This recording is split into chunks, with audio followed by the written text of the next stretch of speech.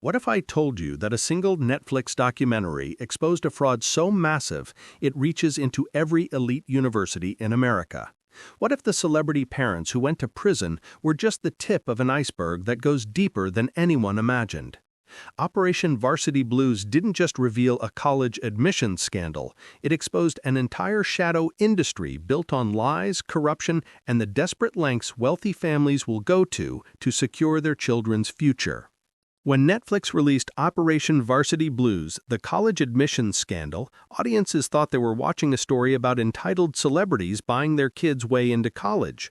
But the documentary revealed something far more sinister: a systematic corruption that has infected America's most prestigious institutions for decades. Rick Singer, the mastermind behind the scheme, called it the side door to college admission. Not the front door of legitimate achievement, not the back door of massive donations, but a secret entrance where test scores could be falsified, athletic achievements fabricated, and entire identities manufactured. But here's what Netflix couldn't show you. The investigation is far from over. New cases are being uncovered every month, more universities are being implicated, and the true scope of academic fraud in America is finally coming to light. By the end of this video, you'll understand why this documentary was just the beginning of the largest education scandal in U.S. history. To understand how deep this corruption runs, you need to know who Rick Singer really was. On the surface, he appeared to be a legitimate college counselor running a nonprofit called the Key Worldwide Foundation. Parents across the country trusted him to help their children navigate the increasingly competitive college admissions process. But Singer wasn't just offering tutoring and guidance.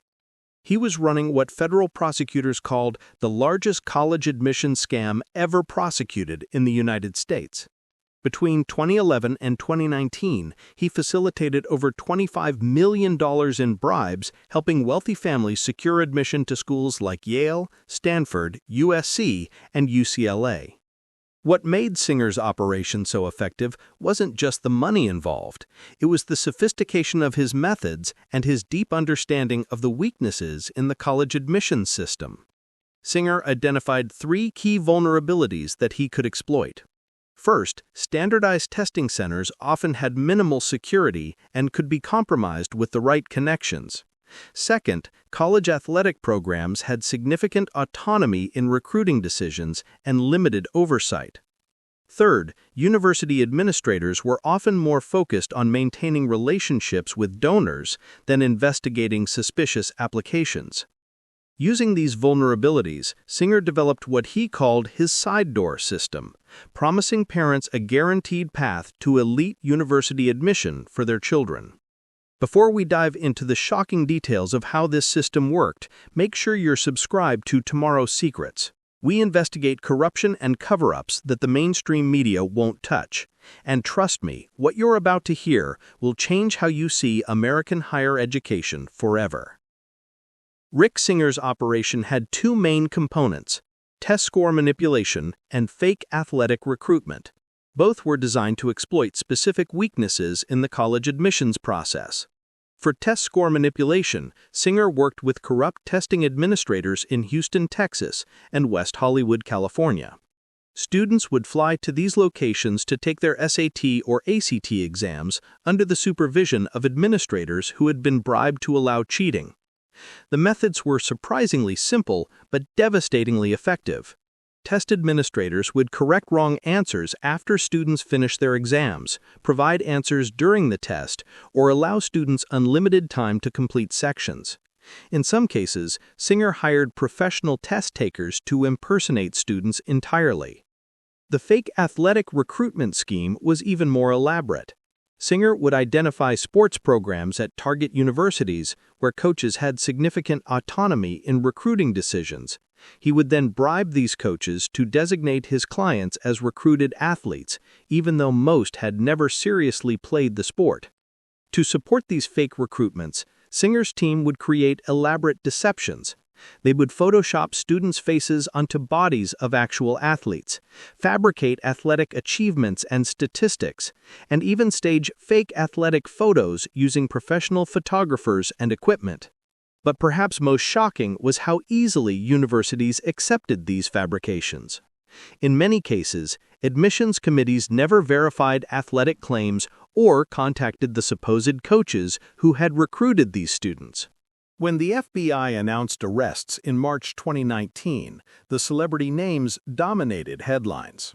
Lori Loughlin and her husband, Massimo Giannoli, paid $500,000 to get their daughters into USC as crew recruits, despite neither daughter having any rowing experience. Felicity Huffman paid $15,000 to have her daughter's SAT scores corrected, boosting her score by 400 points. The actress later claimed she was trying to give her daughter a fair shot in the competitive admissions process. But focusing on the celebrities obscured a more disturbing reality. Dozens of other wealthy families had participated in the same scheme, many paying much larger sums for more elaborate deceptions. William McGlashan, a private equity executive, paid $50,000 to have his son's ACT score falsified, and was planning to pay another $250,000 to get him into USC as a fake football recruit. Gordon Kaplan, a prominent attorney, paid $75,000 for test score manipulation and was recorded on FBI wiretaps explaining the scheme to his daughter. The Netflix documentary revealed that these weren't isolated incidents of desperate parents making bad decisions. This was a systematic operation that had been running for nearly a decade, with Singer maintaining detailed records of every transaction and every participant. What the documentary couldn't fully explore was how universities themselves became complicit in the fraud. Internal emails and documents released during the investigation revealed that administrators at multiple schools had received warnings about suspicious admissions, but chose to ignore them. At USC, concerns were raised about students being admitted as athletic recruits who never joined their teams or participated in practices. Instead of investigating, administrators chose to focus on the positive publicity and donations that came from high-profile admissions. Yale University received anonymous tips about their fencing coach accepting bribes, but didn't launch a comprehensive investigation until federal agents arrested him. Stanford University had similar warning signs about their sailing coach, but failed to act until the FBI investigation forced their hand. Even more disturbing was evidence that some universities may have deliberately maintained loose oversight of athletic recruiting because it provided a convenient way to admit children of major donors without technically violating academic standards. The documentary showed emails between coaches and administrators that suggested a culture where everyone understood the system was being gamed, but nobody wanted to ask too many questions as long as the money kept flowing. This corruption goes deeper than you might think. Drop a comment below if you believe universities knew exactly what was happening and chose to look the other way because the profits were too good to give up. While Netflix's documentary focused on the Operation Varsity Blues cases that had already been prosecuted, the investigation is far from over. Federal agents are still uncovering new evidence of academic fraud at universities across the country. In 2023, investigators discovered a separate scheme involving fake research publications and falsified graduate school applications. Students were paying up to $100,000 to have their names added to scientific papers they had never worked on, boosting their credentials for medical school and PhD program admissions. Another ongoing investigation involves standardized testing fraud that goes beyond individual test takers. The FBI is examining whether entire testing centers have been systematically compromising exam security, potentially affecting thousands of students' scores over several years. Perhaps most significantly, investigators are now looking at the role of educational consultants who may have been running similar schemes to Rick Singer's operation. Preliminary evidence suggests that academic fraud services have become an entire underground industry, with multiple operators offering various forms of admissions manipulation. The Department of Education has also launched reviews of financial aid fraud, examining cases where wealthy families may have deliberately hidden assets to qualify their children for need-based scholarships intended for low-income students. The Netflix documentary sparked a broader examination of inequality in American higher education that continues today. Congressional hearings have revealed that the problems exposed in Operation Varsity Blues are symptoms of much deeper systemic issues. Legacy admissions, where children of alumni receive preferential treatment, affect a much larger number of students than the direct bribery schemes Singer ran. At Harvard University, legacy applicants are admitted at nearly 5 times the rate of other applicants, despite having lower average test scores and grades. Athletic recruitment, even when conducted legitimately, provides massive advantages to students from wealthy families who can afford private coaching, expensive equipment, and travel to elite competitions.